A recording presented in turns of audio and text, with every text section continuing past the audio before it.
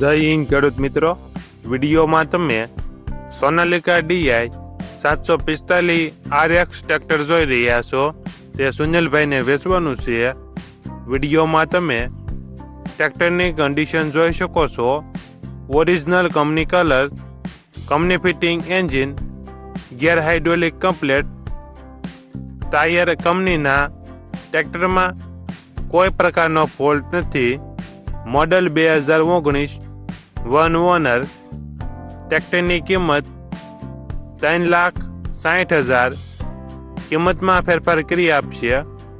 આ ટ્રેક્ટર તમને ક્યાં જોવા મળશે તેની વાત કરવામાં આવે તો પ્રોપર અમરેલી જિલ્લામાં જોવા મળશે. ટ્રેક્ટરના માલિકનો નંબર નીચે આપેલો છે.